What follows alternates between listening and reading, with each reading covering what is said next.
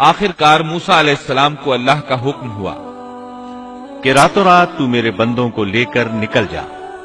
دوسری جگہ یوں ارشاد ہوتا ہے، ہم نے موسیٰ کی طرف وحی نازل فرمائی کہ راتوں رات میرے بندوں کو لے چل۔ چنانچہ سب بنی اسرائیل رات کی تاریکی میں نکلے، وہ دروازوں پر کوئی خاص نشان چھوڑ کر چلنے لگے۔ رات کی تاریکی میں نکلنے کا حکم اس لیے دیا گیا تاکہ فرعون ان کے بارے میں کوئی فیصلہ نہ کر سکے۔ انہوں نے صبح ہونے کا انتظار نہ کیا۔ ان کی تعداد 6 لاکھ کے قریب تھی۔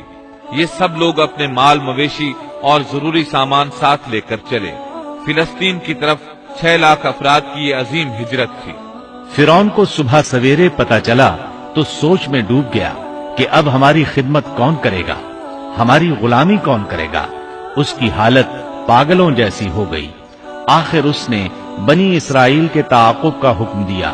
اللہ تعالیٰ اس موقع پر فرماتے ہیں، آخرکار ہم نے انہیں باغات سے اور چشموں سے اور خزانوں سے اور اچھے اچھے مقامات سے نکال باہر کیا۔ اسی طرح ہوا، اور ہم نے ان تمام چیزوں کا وارث بنی اسرائیل کو بنا دیا۔ پس فرعون کے لوگ سورج نکلتے ہی ان کے تعاقب میں نکلے، یعنی فرعون طلوع آفتاب کے وقت ہی ان کے تعاقب میں لشکروں کی تیاری کے ساتھ نکل کھڑا ہوا۔ موسیٰ علیہ السلام بنی اسرائیل کو لیے بحر احمر کے ایک کنارے پہنچے۔ بحر قلزم بحر احمر ہی کا ایک کنارہ ہے۔ انہوں نے پیچھے مڑ کر دیکھا، کیا دیکھتے ہیں کہ فرعون اپنے لاؤ لشکر کے ساتھ بھاگا آ رہا ہے۔ بنی اسرائیل گھبرا گئے کہ اب کیا ہوگا۔ سامنے ٹھاٹھے مارتا سمندر اور پیچھے فرعون اور اس کا لشکر۔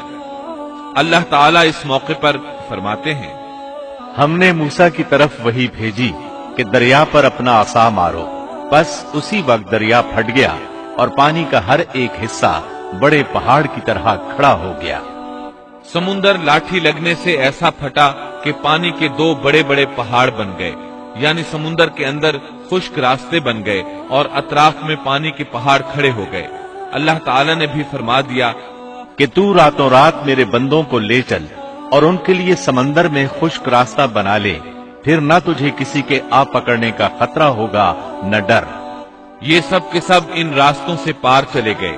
اب جو ہی فرعون وہاں پہنچا، پہلے تو ڈرا، سہما کہ یہ کیا ہوا۔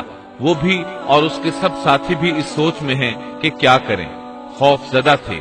ایسے میں فرعون کو خیال آیا کہ اگر موسیٰ اور بنی اسرائیل یہاں سے صحیح سلامت گزر گئے ہیں تو ہم کیوں نہیں گزر سکتے۔ اس کے ساتھ ہی اس نے اپنے گھوڑے کو سمندر میں داخل کر دیا۔ اس کے پیچھے اس کے سب ساتھی بھی داخل ہو گئے۔ ادھر بنی اسرائیل کا آخری آدمی سمندر سے نکل رہا تھا، دوسری طرف فرعون کا آخری آدمی سمندر میں داخل ہو رہا تھا۔ فرعون نے اپنے لشکروں سمیت ان کا تعاقب کیا، پھر تو سمندر ان سب پر چھا گیا جیسا کہ چھا جانے والا تھا۔ فرعون نے اپنی قوم کو گمراہی میں ڈال دیا اور سیدھا راستہ نہ دکھلایا۔ اللہ تعالیٰ فرعون کی موت کا منظر یوں بیان کرتے ہیں، اور ہم نے بنی اسرائیل کو دریا سے پار کر دیا، پھر ان کے پیچھے پیچھے فرعون اپنے لشکر کے ساتھ ظلم اور زیادتی کے ارادے سے چلا، یہاں تک کہ جب ڈوبنے لگا تو کہنے لگا کہ میں اس ذات پر ایمان لاتا ہوں کہ جس پر بنی اسرائیل ایمان لائے ہیں، اس کے سوا کوئی معبود نہیں اور میں مسلمانوں میں سے ہوں۔ لیکن جب موت کے مرحلے شروع ہوتے ہیں تو توبہ قبول نہیں ہوتی۔